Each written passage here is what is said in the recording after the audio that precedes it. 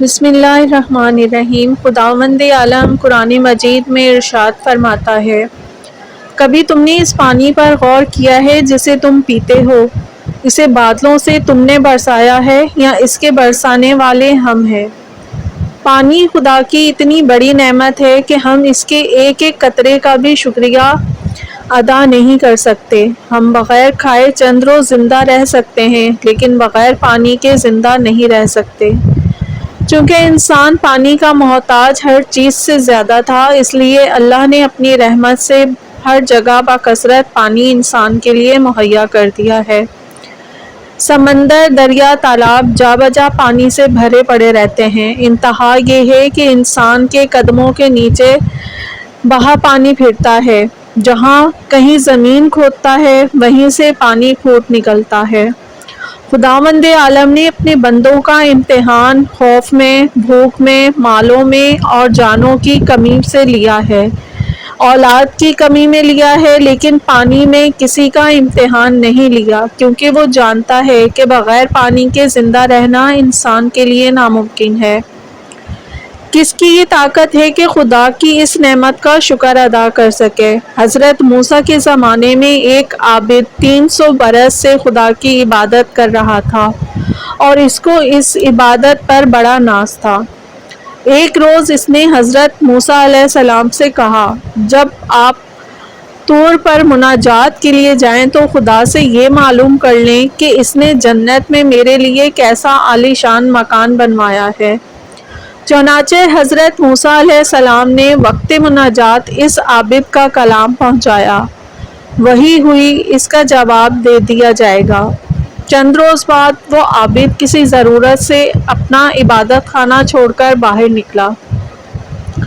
اتفاقاً راستہ بھول کر میدان میں جا نکلا۔ جب دوپہر کا وقت اسے بھٹکتے بھٹکتے ہو گیا تو پیاس کا غلبہ ہوا۔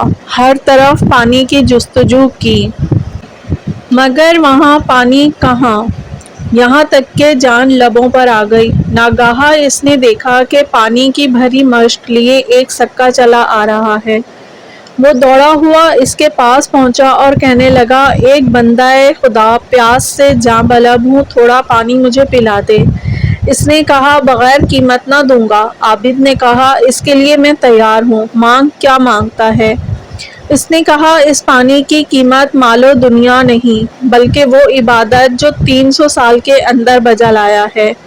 عابد یہ سن کر سخت پریشان ہوا کہ اب کیا کرے۔ آخر اس نے اپنے دل میں کہا کہ اگر میں زندہ رہا تو پھر عبادت کر لوں گا، اس وقت جان بچانا ضروری ہے۔ وہ یہ قیمت دینے پر تیار ہو گیا۔ اس سکے نے ایک جاب عام اسے دیا، جس کے پیتے ہی اس کی پیاس اور زیادہ ہو گئی۔ کہنے لگا، ایک پیالہ اور دے۔ سکے نے کہا، تجھ جیسا ناشکرا دنیا میں کوئی نہ ہوگا۔ اپنی 300 برس کی عبادت پر تو تجھے یہ غرور تھا کہ خدا سے جنت میں عالی شان مکان مانگتا تھا، اور عمر بھر جو خدا کی بے شمار نعمتیں کھاتا پیتا رہا، اس کا ذکر بھی نہیں کرتا۔ اس کی بے شمار نعمتوں میں صرف ایک پانی ایسی گراں قدر نعمت ہے کہ تو نے 300 برس کی عبادت میں اس کا ایک پیالہ خرید لیا۔ اگر میں چاہتا تو چند قطروں کے عوض تیری ساری عبادت لے لیتا۔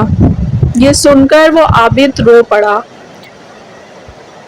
آپ نے دیکھا پانی کیسی قیمتی چیز ہے۔ خدا کی اس نعمت کا بہترین شکریہ یہ ہے کہ جب ہم کسی پیاسے کو دیکھیں تو فوراً اسے سیراب کریں۔ پیاسے کو پانی پلانے کا دین اسلام میں بڑا ثواب ہے۔ حدیث میں ہے، اگر وضو کے لیے بھی پانی رکھا ہے اور کوئی جانور پیاسا مر رہا ہو تو وہ پانی اسے پلا دو اور وضو کی جگہ تیمم کر لو۔ وہ شخص مومن نہیں جو کسی پیاسے کو پانی پلانے سے انکار کرے یا کسی جاندار پر پانی بند کرے۔ منقول ہے کہ جب امام مظلوم امام حسین علیہ السلام مکہ سے عراق کی طرف روانہ ہوئے تو منزل منزل قیام کرتے چلے جا رہے تھے۔ جب منزل شراف پر پہنچے تو حر کی فوج سے ملاقات ہوئی۔ پیاس کے اس کے سواروں پر جانوروں کا برا حال تھا، سب کی زبانیں باہر نکلی ہوئی تھیں۔ قدرت کے حکم سے پانی کو پگالوں کو اونٹوں سے اتارا گیا اور ہاشمی جوانوں کو حکم ہوا کہ مشکیزہ کندھوں پر رکھ کر پانی پلانا شروع کریں۔ چنانچہ بحکم امام حسین علیہ السلام سب پانی پلانے میں مصروف ہو گئے۔ حضرت کا یہ رحم و کرم دیکھیے کہ خود ایک مشکیزہ لے کر ان پیاسوں کو پانی پلانے لگے۔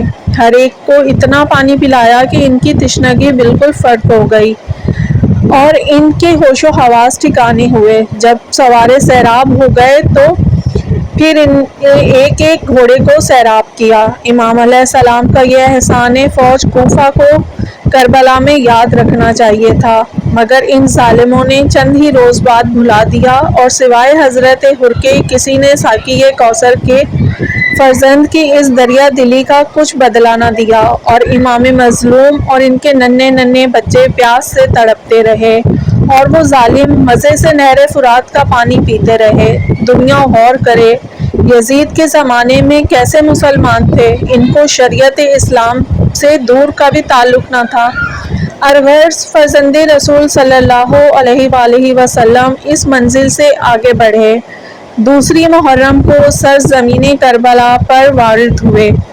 الغرض امام مظلوم نے سب کو سواریوں سے اترنے کا حکم دیا۔ اس کے بعد حضرت نے وہاں کے ذمہ داروں کو بلایا اور زمین خرید فرما کی، اس شرط سے کہ ان کے نام اس حبہ کو کر دیا جائے جو زائرین ہماری قبور کی زیارت کو آیا کریں، اور ان کو 3 دن مہمان رکھا جائے۔ منقول ہے کہ جب حضرت کے خیام لب دریائے نصب ہوئے تو فوج کوفہ نے مزاحمت کی اور کہا کہ پسر زیاد کا حکم ہے کہ نہر کے کنارے حسین ابن علی کا کوئی خیمہ نہ رہے، لہٰذا بہت جلد اپنے خیمے یہاں سے ہٹا کر ریتی پر نصب کیجیے، یہاں فوج ابن زیاد کے خیمے نصب ہوں گے۔ یہ سنتے ہی جناب عباس علیہ السلام کو جلال آ گیا،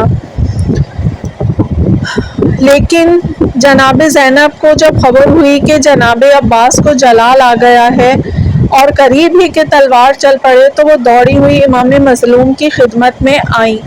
یہ سن کر حضرت خیمے سے باہر نکلے اور فرمانے لگے، بھیا عباس، تمہیں میرے سر کی قسم، جھگڑے کی ابتدا اپنی طرف سے نہ کرو، اگر ان ستم شواروں کو یہی ہٹ ہے تو اپنے خیمے ہٹا لیتے ہیں۔ یہ سن کر جناب عباس نے عرض کی، مولا، غلام کی کیا تاب کہ آپ کے حکم کے خلاف کرے، میں ان ظالموں کو ابھی دکھا دیتا کہ بیشہ حیدری کے شیروں میں کس قدر شجاعت کا خون ہے اور ہاشمی جوانوں کی تلواروں میں کتنا دم ہے۔